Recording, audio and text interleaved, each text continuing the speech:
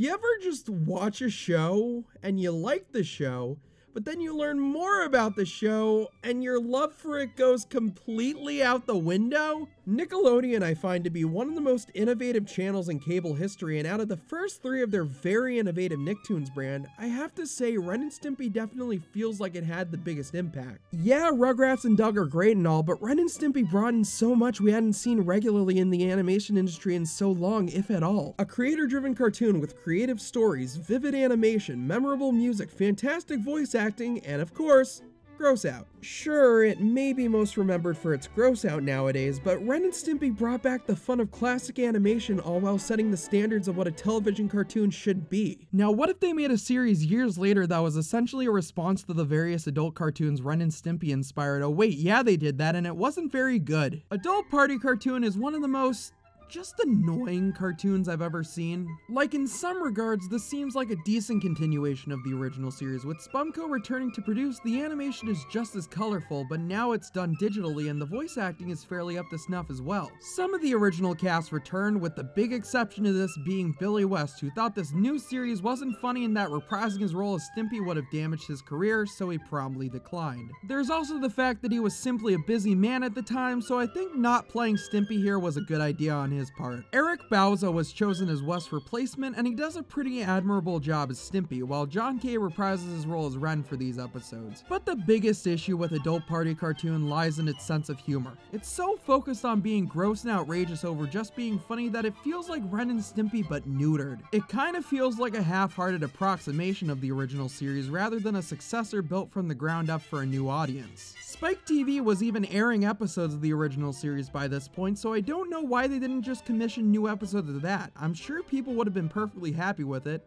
but alas, this is what we're left with. Now, do I really want to go through each of the 6 episodes and pick them apart bit by bit? No!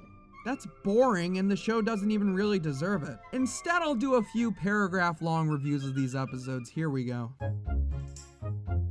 Tired of living inside of a homeless man's mouth, Ren and Stimpy decide to move into a spittoon. This episode was made after a fan requested for John K to make the most disgusting Ren and Stimpy episode he could, and when it's not being gross and edgy, it's just really boring, and that's something I can say with a lot of these episodes. They're about as entertaining as edgy high schoolers bullying people with their friends into silence on Twitter.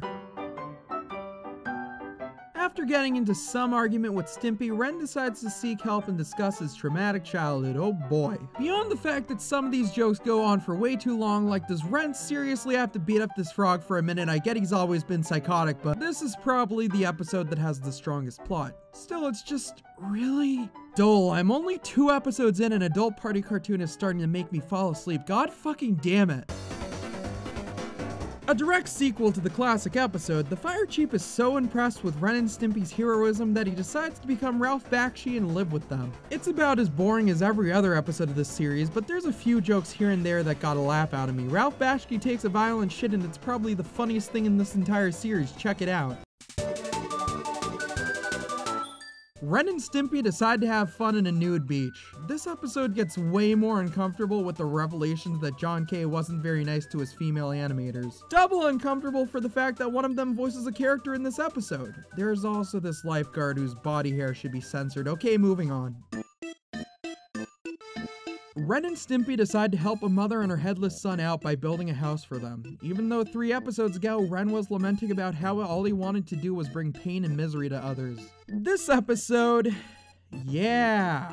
Beyond that, this is probably my favorite Adult Party Cartoon episode. It's nothing I'd consider really good, but it's the least offensive of the episodes I've seen.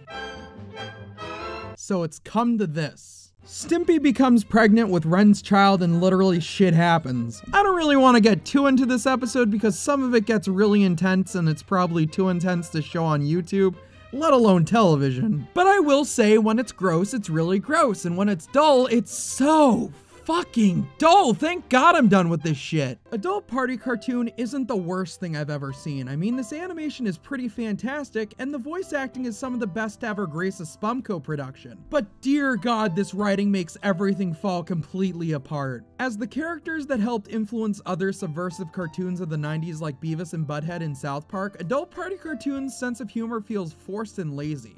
Stimpy in a thong isn't funny, it's just annoying. I'd love to see more from these characters. Hell, Bob Camp, a key staff member of the original series' entire run, has expressed interest in working with them again, but Adult Party Cartoon fucked over any chances of that happening, and it's probably best to leave them in the past, unfortunately. But until the day something redeemable comes along with Ren and Stimpy's name on it, at least the original show exists and you can always enjoy that. Whatever, my name's Justin, and I'll see you guys next time.